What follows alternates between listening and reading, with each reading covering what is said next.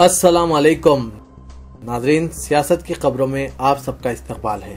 सबसे पहले नजर डालते हैं आज की कुछ अहम सुर्खियों पर। नरेंद्र मोदी को दिमागी बीमारी, इलाज की जरूरत, शरद पवार का बयान। हिंदुस्तान हर हिंदुस्तानी का मुल्क, हर एक को मसावी हुकूक हासिल। सिकंदराबाद हल्के पार्लियामेंट का हैरत अंगेज और दिलचस्प नतीजा मुमकिन। इंदिरा किरण रेड्डी, जी विवेक और जी विनोद कांग्रेस में वापस। चलिए नाजरीन, बढ़ते हैं खबरों की तफसील की तरफ। बीजेपी के वज़ारत उज़्मा के उम्मीदवार नरेंद्र मोदी पर एक गैर मामूली वार करते हुए एनसीपी सरबराह शरद पवार ने कहा कि नरेंद्र मोदी का इनकी बकवास की वजह से दिमागी अमराज के अस्पताल में इलाज करवाने की जरूरत है।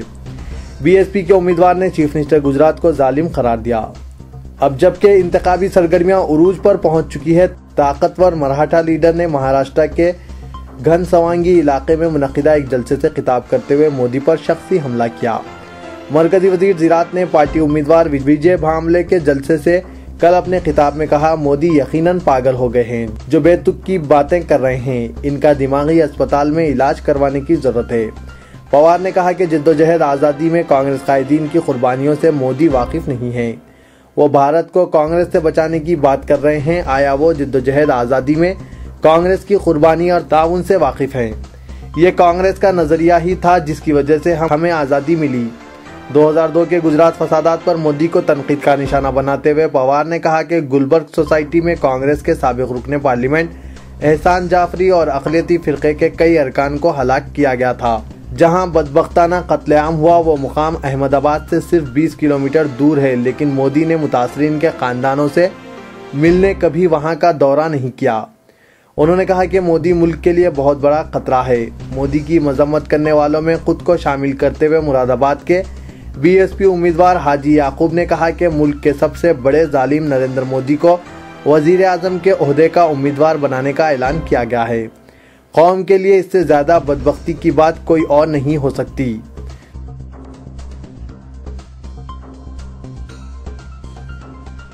सदर कांग्रेस सोनिया गांधी ने कहा कि मौजूदा इंतखाबात सिर्फ तरक्की के लिए नहीं है, इनकी पार्टी दस्तूर में दर्ज सेक्युलर इक़दार के तहफ़्फ़ुज़ के लिए जद्दोजहद कर रही है।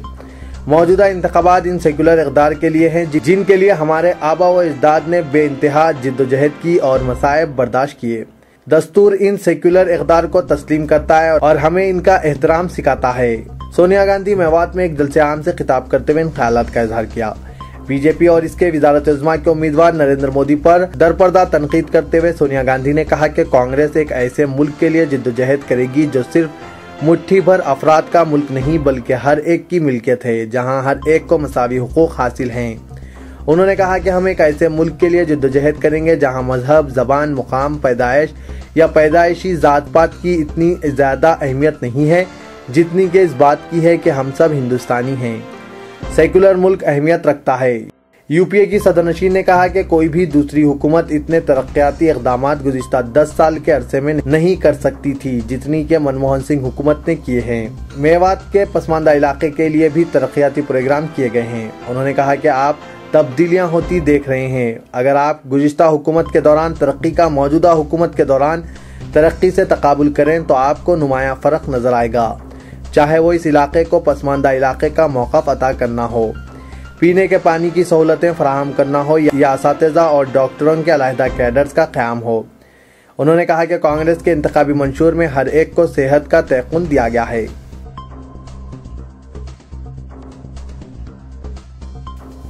बीजेपी ने टीवी अदाकारा से सियासत के मैदान में कदम रखने वाली स्मृति ईरानी को कांग्रेस के नायब सदर राहुल गांधी के खिलाफ अमेठी लोकसभा हलके से उम्मीदवार बनाया है। पार्टी ने कल रात ये ऐलान किया है। इसके अलावा रायबरेली हलके से सोनिया गांधी के खिलाफ सुप्रीम कोर्ट के वकील अजय अग्रवाल को उम्मीदवार बनाया है।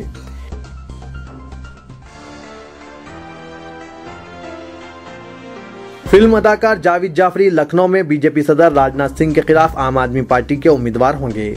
पार्टी ने आज 22 लोकसभा हलकों के लिए अपने उम्मीदवारों की 13वीं फहरिस्त जारी की। पार्टी ने बिहार के 7, झारखंड और गुजरात के 3, तमिलनाडु के 5 और छत्तीसगढ़, हिमाचल प्रदेश, राजस्थान और उत्तर प्रदेश के एक हलके के लिए उम्मीदवारों के नामों का ऐलान किया। ऋतु राजभाई मेहता बीजेपी के सीनियर लीडर LK आडवाणी के खिलाफ गुजरात की गांधीनगर नशिस्त से पार्टी के उम्मीदवार होंगे। बिहार में अनवर आलम माधापुर हलके से मुकाबला करेंगे, जिसकी नुमाइंदगी जनता दल यू के सदर शरद यादव करते हैं।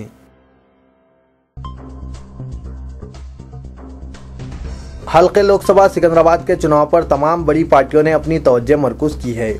ये लोकसभा हल्का कई एतबारात से अहमियत का हामिल है और तौक़े की जा रही है कि मुजव्विज़ा इंतखाबात में इस हल्के के राय दहिंदे तब्दीली के हक में फैसला सुनाएंगे।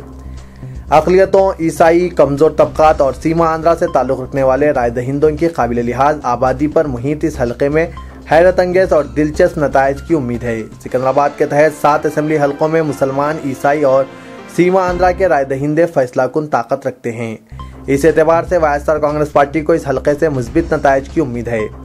कांग्रेस और तेलुगु देशम जो रिवायती तौर पर इस हल्के पर अपनी दावेदारी पेश करते रहे हैं, इस मरतबा इन्हें वायएसआर कांग्रेस पार्टी की हिकमत अमली के बाद उलझन का सामना है। गुज़िश्ता 2 मियादों से कांग्रेस का इस हल्के पर कब्जा है, जबकि इससे कबल 2 मरतबा मुसलसिल बीजेपी ने इस हल्के की नुमाइंदगी की। आंध्र प्रदेश की तकसीम के बाद तब्दील शुदा सियासी हालात में वायएसआर कांग्रेस पार्टी ने सिकंदराबाद लोकसभा के अलावा बाज़ दीगर ऐसे हल्कों में बेहतर मुजाहरे की हिकमत अमली तैयार की, जहां अक़लियतों के अलावा सीमा आंध्रा से ताल्लुक़ रखने वाले राय दहिंदों की खासी तादाद मौजूद है। मुशीराबाद, खैरताबाद, जुबली हिल्स, सनत नगर, अंबरपेट और सिकंदराबाद असेंबली हल्कों में मुस्लिम और ईसाई तबक़ात के अलावा सीमा आंध्रा से ताल्लुक़ रखने वाले सरकारी मुलाजमीन की खासी तादाद मौजूद है और वायएसआर कांग्रेस पार्टी को उम्मीद है कि इसे इन तीनों जुमरों से ज़बरदस्त ताईद हासिल होगी।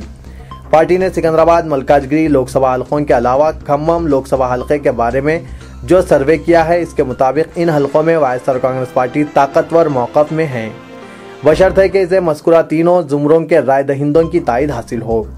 यही वजह है कि सदर वायएसआर कांग्रेस पार्टी जगन मोहन रेड्डी ने अपनी बहन शर्मिला को तेलंगाना में पार्टी की इंतखाबी मुहिम की जिम्मेदारी देने का फैसला किया है। शर्मिला मुजव्विज़ा इंतखाबात में सीमा आंध्रा के किसी भी हल्के से मुकाबला नहीं करेंगी। सीमा आंध्रा में जगन और इनकी वालिदा विजयम्मा इंतखाबी मुहिम की क़यादत करेंगी, जबकि शर्मिला तेलंगाना में रोड शो और जलसों के जरिए पार्टी के मौक़िफ़ को मुस्तहकम करने की जिद्दोजहद करेगी। पार्टी ज़राए ने बताया कि सिकंदराबाद लोकसभा हल्के के सर्वे के मुताबिक राय दहिंदे इस मरतबा तब्दीली के हक में हैं और वो रिवायती तर्ज के कायदीन के बजाय काबिल और मसाइल से वाकिफ किसी उम्मीदवार को मुंतखब करना चाहते हैं।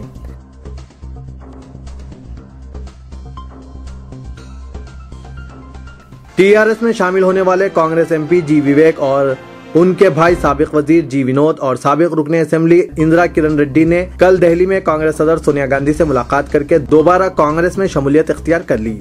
सोनिया गांधी की वजह से अलहदा तेलंगाना रियासत तश्कील पाने का दावा किया, तेलंगाना की तरक्की में अहम रोल अदा करने के अज़्म का इजहार किया, शराइत की वजह से टीआरएस का कांग्रेस में इंजमाम न होने का दावा किया। सोनिया गांधी से मुलाकात करने के बाद दिल्ली में मीडिया से बात करते हुए जी विवेक ने कहा कि बहैसियत चीफ मिनिस्टर किरण कुमार रेड्डी ने कांग्रेस हाईकमान को झूठी रिपोर्ट पेश की।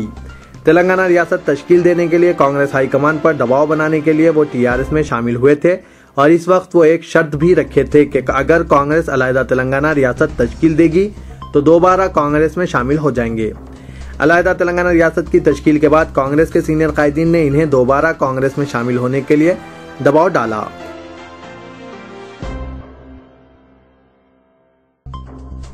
मरकजी हुकूमत ने आंध्र प्रदेश के मुलाजमीन को नौ तश्कील शुदा तेलंगाना रियासत को अलॉट करने के ताल्लुक से कोई फैसला करने के लिए एक 6 रुकनी कमेटी साबिक IAS ओहदेदार CR कमलानाथ की सदारत में कायम की है।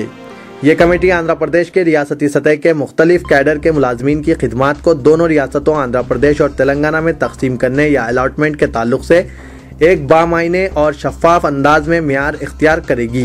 वजारत पर्सोनल के एक ओहदेदार ने यह बात बताई। अलावाजी ये कमेटी कैडर की तादाद और इन्हें रियासती हुकूमत के तहत मुख्तलिफ महकमों में मजीद मुख्तलिफ जुमरों में तकसीम करने के ताल्लुक से कोई फैसला करेगी। ये कमेटी रास तकर्रुरात और तरक्की के कोटा, गैर महफूज व OBC दर्ज फहरिस्त ज़ातों और दर्ज फहरिस्त कबाइल के जुमरों का भी दोनों रियासतों के ताल्लुक से तयीन अमल में लाएगी।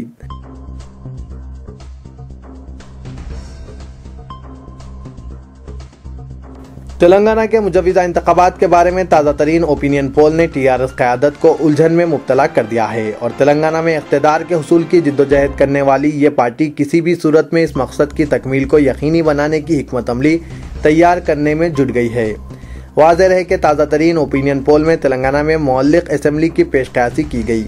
और टीआरएस और कांग्रेस के दरमियान नशिस्तों का फर्क काफी कम दिखाया गया है। दूसरी तरफ सीमांध्रा में वायएसआर कांग्रेस पार्टी को इख्तियार की पेशकशी की गई। ताज़ा तरीन ओपिनियन पोल के साथ ही टीआरएस सरबराह चंद्रशेखर राव ने सीनियर कायदीन के साथ इजलास तलब करते हुए सियासी सूरत हाल का जायजा लिया। बताया जाता है कि केसीआर का एहसास था कि जानबूझकर टीआरएस को कमजोर दिखाया जा रहा है ताकि कैडर के हौसलों को पस्त किया जा सके। टीआरएस कायदीन का इल्जाम है कि कांग्रेस बाज़ मीडिया इदारों को इस्तेमाल करते हुए इस तरह के ओपिनियन पोल जारी कर रही है।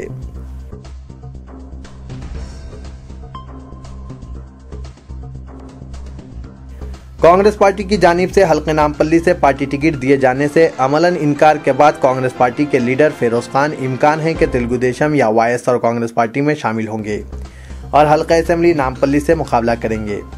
जराए ने बताया कि फिरोज खान की मुखालिफ जमात ने न सिर्फ कांग्रेस से बल्कि टीआरएस से भी फिरोज खान को टिकट न मिलने को यकीनी बनाया है। इस सूरत में वो वाईएसआर कांग्रेस या तेलुगु देशम में शामिल हो सकते हैं और मुकाबला कर सकते हैं।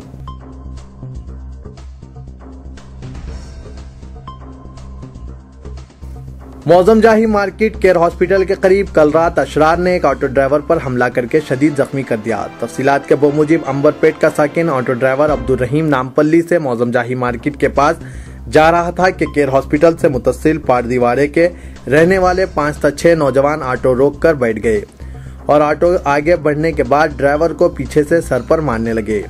ड्राइवर ने ऑटो रोक दिया। अशरार नीचे उतरकर ड्राइवर की खूब मारपीट की। इस सड़क पर ट्रैफिक जाम हो गई। इस दौरान बेगम बाजार पुलिस की रक्षक वहां पहुंच गई। रास्ता गुजरने वाले अफराद ने ड्राइवर को अशरार से बचाकर पुलिस के हवाले किया।